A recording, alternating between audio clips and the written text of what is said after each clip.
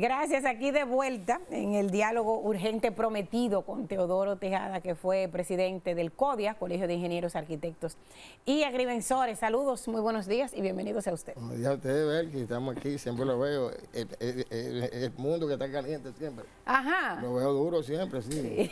Ustedes hacen equilibrio bueno, ustedes tres. Sí, porque la experiencia también ayuda mucho. Gracias. Hay que hablar con ustedes para ver cuál es la fórmula de mantenerse de 15 todo el tiempo. ¡Ay, santo! Trabajar. ¿Cómo está todo? Bueno, estamos bien, viendo muchos terremotos. A propósito de esos terremotos, yo en días pasados escuché, bueno, a propósito del temblor del miércoles, hoy hace 8 días, y hoy de hecho tembló a las 3 y tanto de la mañana, 3:11. Sí, el miércoles 1 de febrero, cuando se registró ese temblor que nos asustó, ese sacudión, yo escuché a propósito del debate del momento, de que si estamos preparados, que si no, y que estamos ubicados en las fallas tectónicas. Escuché al CODIA decir que no estamos preparados, nuestras infraestructuras, para terremotos. ¿Qué tanto es así? Y, por ejemplo, las infraestructuras que se ha demostrado que no estaban preparadas, como el colapso del edificio, que nada tuvo que ver con un temblor de tierra, un colapso de un edificio en La Vega por un mandarriazo, digo yo que mal dado, pero que estaba advertido, los dueños o los que estaban encargados de la remodelación, que no se podía. ¿Dónde estaba el CODIA? Bueno, vamos a dividir la pregunta. Eso de La Vega lo tengo ahorita. En términos general, tenemos que hacer la historia de que desde el 1979 para acá se analizaban los edificios después de 4 niveles sísmicamente. No había ningún edificio menos de 4 niveles que se diseñaba con elementos resistentes. Después del terremoto de Haití del 2010, entonces se crea un amplio equipo con los más connotados ingenieros estructuralistas sismoresistentes de aquí.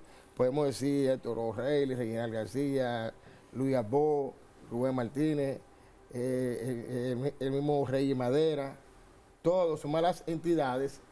Yo en ese momento era su director ejecutivo del INDRI y era parte de eso y firmante de ese elemento. Hay un código sismo resistente. Entonces, en el 2011, ya a partir de ahí, se exige a los constructores el estudio de suelo. Es obligatorio que para usted edificar, tiene que tener primero el estudio de suelo, porque antes usted no sabía, alguien le decía, bueno, ese tiene una resistencia a 2, la capacidad, pero a partir de ahora usted tiene que tener estudio de suelo. Por ende, todas las construcciones después del 2011 están preparadas para un sismo. Y todas las construcciones también después de 4 niveles, los multipisos, desde el 79 para acá, que tienen sismos resistentes, también están preparados para eso. Lo que la gente no puede pretender, por ejemplo, que un sismo, la estructura se hace con un movimiento. Si no tiene el movimiento del sismo, porque el sismo es un movimiento horizontal, básicamente, es horizontal. Entonces, si no tiene el movimiento del sismo, esa estructura, si es rígida, o sea, si es rígida, entonces rompe, porque eso es el método del péndulo simple que se mueve. Yo el miércoles, cuando sentí que la casa se movía, digo yo, bueno, estaba preparada, y yo no tuve o sea, eso no le generó preocupación. No, porque yo al tener el movimiento, yo entendí que ya eso estaba preparado para eso. Entonces, pero el gran problema de este país son las obras ilegales. Yo he visto torres de hasta 10 niveles sin parqueo, lo que indica que no hay ningún permiso. Entonces, aquí hay una desidia de las autoridades en que cualquiera construye en cualquier sector a la vista de todo y no lo paran. Y los maestros lo que dicen, no, hay que tener cierto boronito para parar. Entonces, aquí hay que paralizar todas esas obras. Pero no está alarmando a la población de que va a producir una catástrofe, que va a producir... O sea, porque todo el mundo conoce que el país vive en una zona de vulnerabilidad por las fallas que hay, fallas tectónicas, que tienen, por ejemplo, aquí nosotros tenemos la placa del Caribe, que vive en contacto con la placa norteamericana, y esos movimientos son los que producen, y básicamente en la zona del norte y noroeste, que tenemos la falla septentrional y la falla Camus. Pero eso no quiere dejar dicho que ya viene esto. Eso es impredecible. O sea, que lo que a usted le generó tranquilidad fue lo que quizás a mí me generó preocupación. Ese tambaleo el miércoles en su edificio, en su casa, a usted le generó tranquilidad. Claro, porque vi que Mire estaba, que hay un desconocimiento. Vi que estaba preparado para eso, porque, por ejemplo, ahí yo vi una escuela que la han presentado mucho, con unos agrietamientos pronunciados de acuerdo a las personas común, diríamos, ¿no? Pero ahí el problema que hubo fue, por ejemplo, si yo tengo un edificio muy largo, las normas me dicen que yo tengo que poner junta de expansión, lo que la gente también le llama junta fría, que ahora se está poniendo con un foam en el centro. Porque los ingenieros hay muchos que por novatada pañetan eso ahí.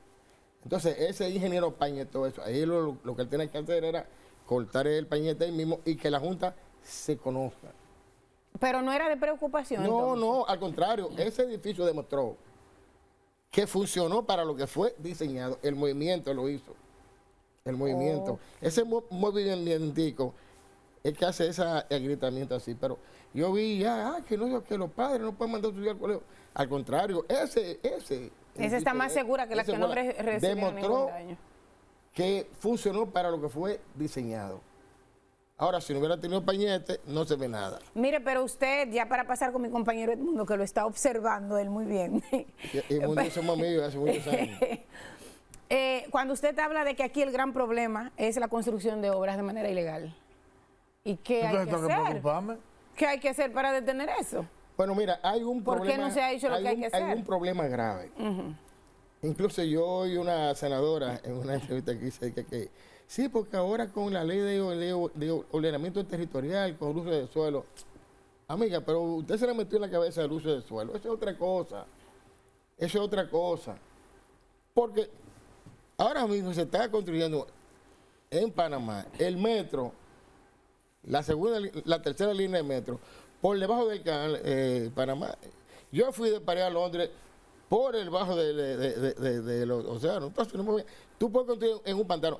Una de las carreteras más importantes y más bellas que yo he transitado es en Panamá, que se va a la isla 5 kilómetros en el mar, en el medio del mar, o de Orela dicho, esa carretera. Tú puedes construir en un pantano. Los ríos tú los construyes. ¿Y qué es lo que haces tú? Inca los pilotos. No se trata de eso. De lo que se trata es que los ayuntamientos que tienen la prerrogativa de dar el permiso de suelo, cada vez que van a una obra, chequean el permiso de suelo. Si tú no tienes permiso de suelo, te multan 5 veces más de lo que tú debiste pagar eso. Y tiene la facilidad de que ellos tienen juzgado. Entonces, los ayuntamientos, el que no sabe de eso, va con un sello de las alcaldías y pasa. Pero lo que se analiza es el diseño estructural. Si no está con el diseño estructural, que ahora ya no es obra pública, que con la ley 160-21, en el artículo 5 de esa ley, se crea el Ministerio de Vivienda, Hábitat y Edificaciones. No como ellos ponen no, Hábitat. Entonces, ahí ya ellos son los que tienen que, porque el departamento que había para canalización de plano, pasó todo para allá, parece. Ellos son los que tienen que ver con eso. ¿Qué tiene que hacer Vivet? Usar los inspectores, porque muchas veces, para no buscar un inspector, tienen que ir a buscarlo porque están a pie.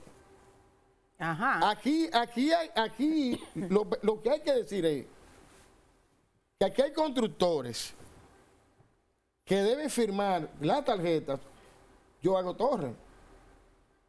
En los últimos 10 años yo he hecho 3 torres. Pero usted tiene que tener una tarjeta. ¿En los últimos? 8, 10 años yo he hecho 3 torres. Una tarjeta que te dé el permiso ya para la excavación. Perfecto, ya excavaste. Por ejemplo, en mundo ustedes van a hacer una casa. La disposición de la zapata dice convencional. 60 de ancho, 1 metro de altura, la disposición del acero. Entonces, hay un supervisor que tiene que ver que el diseño de esa zapata, tanto de la excavación, de la volumetría, está acorde y la disposición del acero, una tarjeta. Para el vaciado de eso, los hormigones, hay que llegar a la resistencia, hacerlo, las pruebas, otra tarjeta. Cada vez que tú vas a vaciar, otra tarjeta. Pero aquí hay verdugos que han vivido de eso, que te la firman todas juntas. Te la firman todas juntas. Entonces, las entidades tienen que tener la responsabilidad de eso. Porque no basta que tú tengas permiso también. Si hay una fiscalización real, si hay una supervisión de los proyectos, hay que revisar los proyectos. Entonces, aquí... ¿A quién le toca esa parte? Ahora eso le toca al Ministerio de Vivienda. Al MIBET, como al dicen. MIBET. No MIBET, porque ellos tienen que poner habitar, que no lo pone la H en la sigla, violando la ley, porque la ley te dice, la ley te da... Hasta con una letra. No, es que si la ley te pone una sigla, tú no puedes variarla. De acuerdo. Tú no puedes variarla, pero en este país se varía todo. Me debe lo de La Vega. Ah, no, lo de La Vega. El mundo está acumulando. Lo de La Vega, eso se veía venir. Mire, en La Vega, en el 19, ocurrió un fuego bastante fuerte, diría yo. Entonces, cuando produce un fuego de tal manera, usted ve que usted dijo ahorita que hacía frío, pues los edificios también están fríos, toditos, tienen agua, así como usted lo ve, tienen agua. Por eso es que en muchos países se construyen, o sea, usted construye una cisterna y le pone el pañete por dentro impermeabilizante para que no pase nada. Y antes se construía con muros de ladrillo para que no pasara ni el frío ni el calor, pero en el hormigón pasa. Entonces, cuando se produjo ese fuego, todo el agua que tenía el hormigón se va. Ya los agregados están dispersos. Pero no obstante eso, la disposición del acero que tenía eso, o las varillas, como la gente dice, el acero no está preparado para el fuego. El acero es lo más débil con el fuego. Así como usted ve, el acero es lo más débil con el fuego. Los grandes edificios metálicos se usan un producto que se llama fireproofing para evitar que el fuego le afecte directamente. Entonces ya ese acero estaba debilitado. Ese acero ya no estaba funcionando a la flexión. Tanto así que si usted va a diseñar una losa y el espesor es bastante grande, usted tiene que hacer un chequeo a la deflexión, de tal manera que con la cantidad de acero que usted tenga, el espesor baje para la deflexión, para que no flece. Entonces ya ese acero no estaba funcionando de tal manera. Otro caso que se dicen es, pero básicamente cuando la estructura colapsa desde arriba no hay forma, o sea, es que no, que se va a caer el techo del cuarto. Si se cayó el de arriba, todo eso, porque eso es un andamiaje, eso es una continuidad de un amarre perfecto. Pero aparte de eso también se ha dicho de que estaban remodelando las ventanas, ampliando las ventanas, pero ojo, hay ventanas, por ejemplo, que usted tiene este hueco de ventana. Está el muro que está aquí, mocheta, como la gente llama, y aquí, pero hay un dintel. Pero ese dintel, lo que pasa de eso, de ahí es 20 centímetros. Ese dintel está ahí, que la gente puede llamar una viguita, pero ese dintel que está ahí, está soportando toda la carga aquella. Cuando yo a ese dintel lo corto aquí y me queda ahí en el aire, ya el dintel no tiene capacidad de cargar. Cuando hizo así, se va todo también. Adelante. Hay algo que usted dijo que yo quiero que usted me lo explique. Pero me quedé como, ¿verdad? Como los ingenieros no entienden. ¿Cómo es que usted me dice que hay construcciones de hasta 10 plantas sin la metodología científica, digamos, un estructuralista que diseñe eso, sin los permisos y la fiscalización adecuada, y yo voy a pensar que no hay un terrible riesgo de que si hay un movimiento telúrico importante, eso no va a colapsar. Bueno, fíjate, aquí mismo cerca, ahí en el Quisqueya, una de las principales ahí, hay uno que tiene esos niveles, y ahí lo que lo construyó fue un maestro. Los maestros constructores son magos. Ellos entienden que, primero, no conocen. Tú le preguntas a un maestro constructor, ¿cuál es la disposición y cómo actúa un pórtico? No te sabes decir. Por ejemplo, la unión de viga y columna, tú tienes una columna y tienes la viga, y tú tienes el acero que te cae ahí. Pero tú, al diseñarlo, tú lo diseñas en el eje X y eje Y. Pero cuando tú tienes un pórtico ya entra el movimiento, entonces hay que calcularlo en el eje X, Y y Z. La Z te da el movimiento. ¿Qué te funciona el movimiento? Que si yo tengo esa columna y esa viga, ustedes se dan cuenta que hay un gancho que entra de un cuarto de la columna y pasa a un cuarto ya. Y los estribos, que son los que van pegaditos, los ganchos, se diseñan de tal manera que van pegaditos. Eso es un diseño. Entonces, eso te evita de que en un movimiento, porque en un movimiento, cuando tú nada más tienes viga columna, hace así, eso se zafa y ahí mismo cae. Entonces, ellos no conocen de eso. Hay muchos cosas empíricos, pero al que tú le dices a una gente, por ejemplo, yo estoy diseñando un edificio de 4 niveles, que voy a hacer 2 en La Vega, con Dios delante pronto. Y ese diseño me sale a mí en más de $1,5 millones de pesos. Con el diseño sanitario, el diseño eléctrico, el diseño arquitectónico, estructural, una serie de cosas. Entonces, cuando tú le dices a una persona de esto que van a construir, cuando ya tú tienes $1,5 millones abajo y el permiso que para sacarlo te cuesta $2 millones, dice, con $2 millones estoy yo arriba, pero lo peor no es eso, lo peor es que la autoridad no hace nada. Y si el que lo va a ver le dan cada vez que va le dan sus 500 pesos y ese es el permiso de ellos.